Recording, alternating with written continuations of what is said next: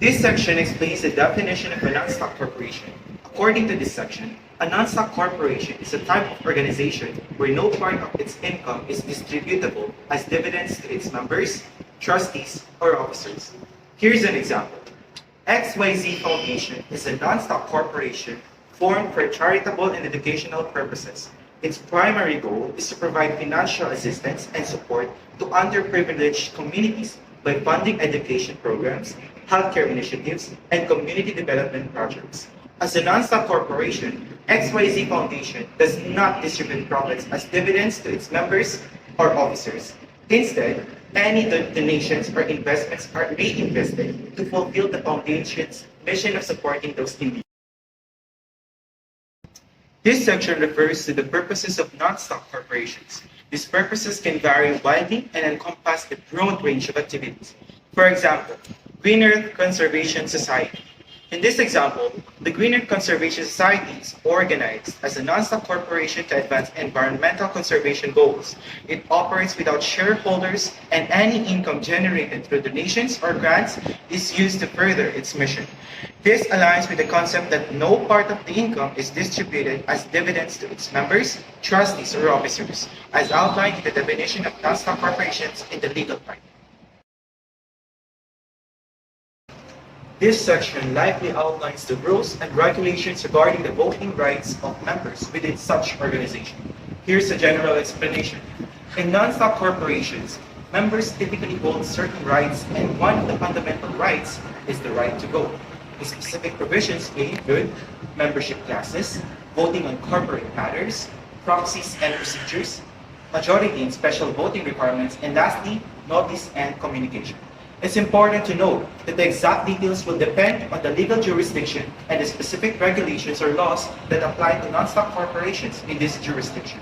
Example, Harmony Arts Association. The Harmony Arts Association is a non-stock corporation established to promote artistic endeavors and cultural activities. In its articles of incorporations and bylaws, the organization has defined different classes of members, such as regular members and honorary members.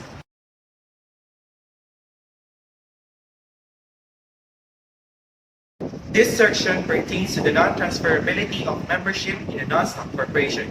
For example, Unity Health Foundation. Imagine, Unity Health Foundation is a non-stock corporation focused on promoting healthcare initiatives. In its bylaws, it specifies that membership is personal and non-transferable, aligning with the default rule in Section 89. This provision ensures that individuals who become members of the foundation cannot transfer their membership to others without the explicit consent of the organization. Now, if Unity Health Foundation decides to update its bylaws and allow the transfer of membership rights under certain conditions, it would need to amend its bylaws accordingly.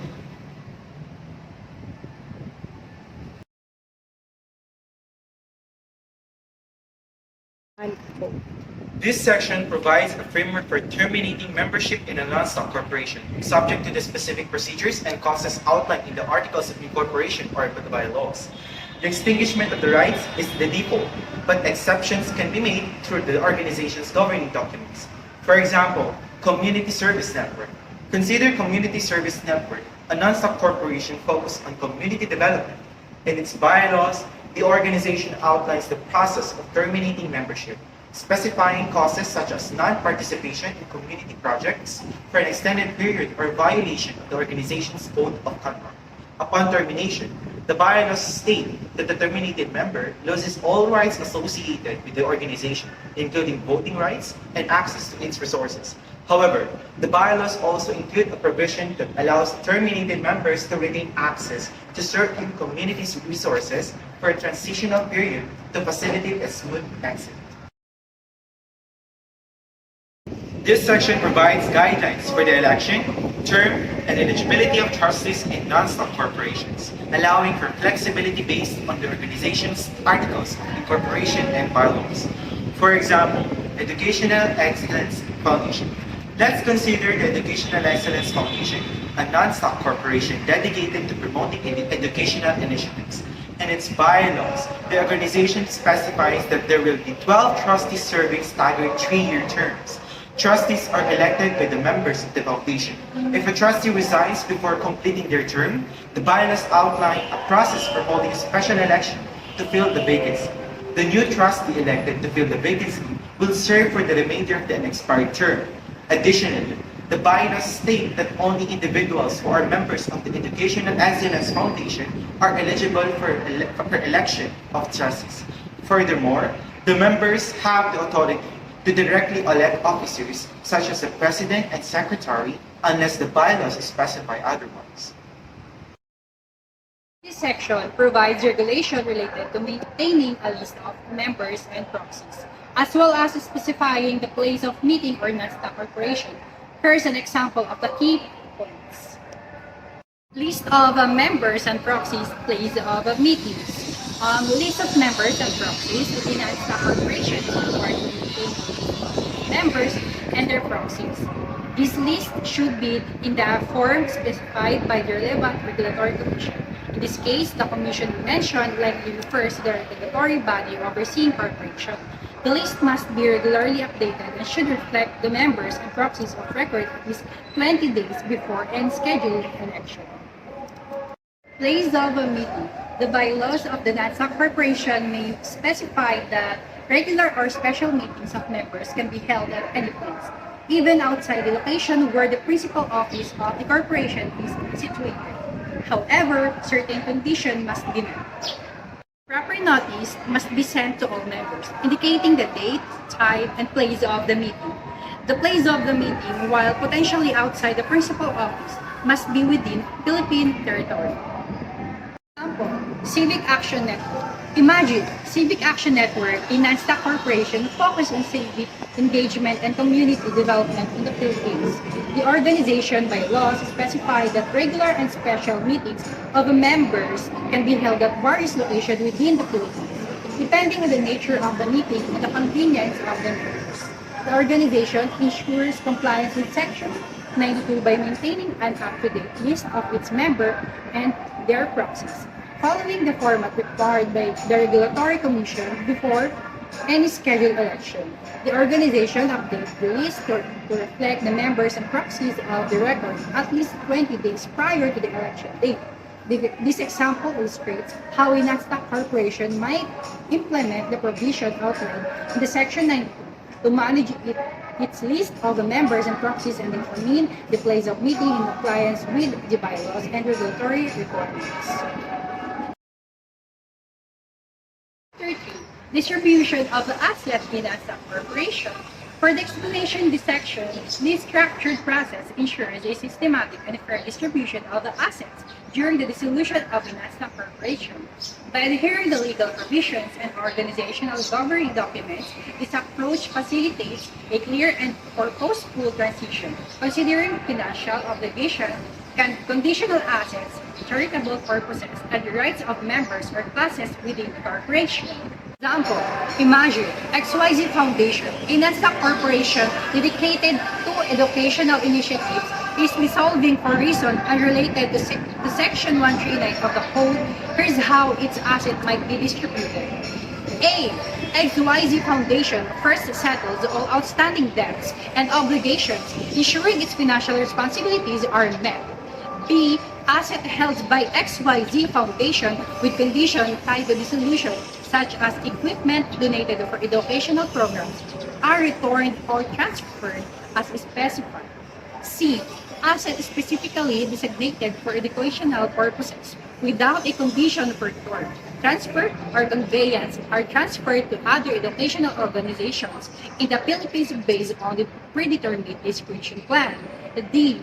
Any remaining assets not covered by the previous steps are distributed in accordance with the provision outlined in XYZ Foundation Articles of Incorporation or bylaws. This may involve considering the rights of different membership classes if specified. And lastly, E, if there are still assets left unallocated, a distribution plan under this chapter might specify recipients, which could include individuals, societies, organizations, or corporation aligned with XYZ Foundation conditions.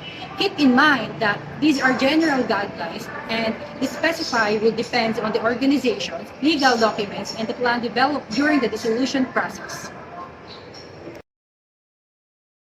Section explained that the procedural approach ensures a democratic decision-making process in adopting distribution plan during the dissolution of the NASDAQ Corporation, the involvement of the board, communication with members, and supermajority approval requirements contribute to transparency and fairness in the execution of the dissolution plan. Third, members' notification. Each member eligible to vote receives a written notice detailing the proposed distribution plan or summary of it, along with the information about the date, time, and location of the special meeting. This notification adheres to time frame and method stipulated in the organization's governing documents and legal requirements. Example. This is an example to illustrate the process described for a non-stock corporation called ABC Foundation undergoing dissolution. First is board decision. The board of trustees of an ABC Foundation with a majority vote decides to dissolve the organization and process a plan for assets distribution. The next is resolution adaptation. The board formally adopts a resolution commending the distribution plan and mandates that it be presented or voting at a special meeting of members with voting rights. A voting meeting. At the specified meeting, members review and discuss the proposed plan. The distribution plan is to put a vote. Then the fifth, approval requirement. The plan is adopted only if it receives the approval of at least 2/3 of the members with the voting rights present at the meeting or represented by the proxy.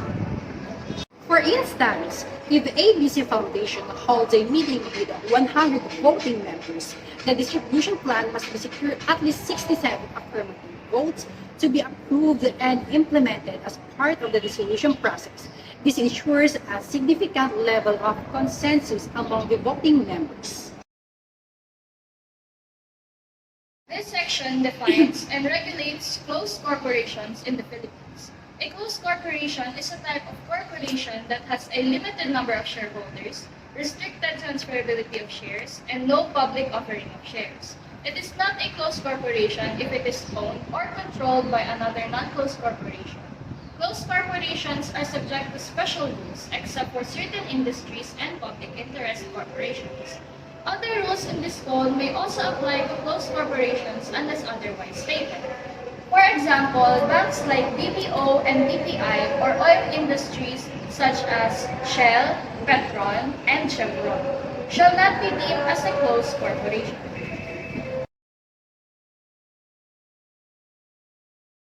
This section explains articles of incorporation of a closed corporation which has a few shareholders and no public disclosure requirements, can have different rules for its shares, rights, directors, officers, employees, and meetings. It also states that the shareholders are liable as directors unless the context indicates otherwise. For example, if we say that the owners of Company A will run the business themselves instead of having a board of directors, this means that the owners do not need to have meetings to elect directors. The owners will be considered as directors for the purpose of following the rules of the law, unless it is clear that they are not. The owners will also be responsible for any problems or damages that the directors would normally face. It can be that all or some of the officers or employees of the company will be chosen or appointed by the owners instead of by the board of directors. This section is the validity of restriction, which explains the condition for imposing restrictions on the right to transfer shares in a corporation. The restrictions must be stated in 3 official documents: the Articles of Incorporation, the bylaws, and the Certificate of Stock. Otherwise, the restrictions are not valid for any buyer who acts in good faith. The restrictions must also not be too burdensome for the transferring stockholder, and should allow the existing stockholders or the corporation to buy the shares with reasonable terms and time. For example, they can say that the company or the other owners have the first chance to buy the shares before anyone else. But these limits or conditions have to be written in 3 important papers. First, the Articles of Incorporation, which are the main rules of the company. And second, the bylaws, which are the additional rules of the company. And lastly, the certificate of stock, which is the paper that proves that someone owns the shares. This section in closed corporation, decision need directors written agreement. If stockholders not object in writing, is valid. Informally accepted action by directors with stockholders' approval are valid. If all directors are aware and non-object promptly in writing, is valid. A director's failure to promptly complain about unnoticed meeting is seen as agreement unless timely filed with the corporate secretary. This section held closed corporate stockholders agreement, including pre-incorporation collective, written voting agreement, protection against partnership revocation, persistent of shareholder agreement, and fiduciary duties for actively involved stockholders. Where stock issuance or transfer breaches, violators assumed aware can face registration refusal. There is an exception which are unanimous agreement or rule changes. Transfer includes any ownership change. Despite this rule, the recipient may undo or reclaim the stock under warranty. Preemptive rights refers to the right granted to the stockholders to have the first option to subscribe to any issuance or dispositions of shares from the capital stock in proportion to respective shareholdings in the corporation.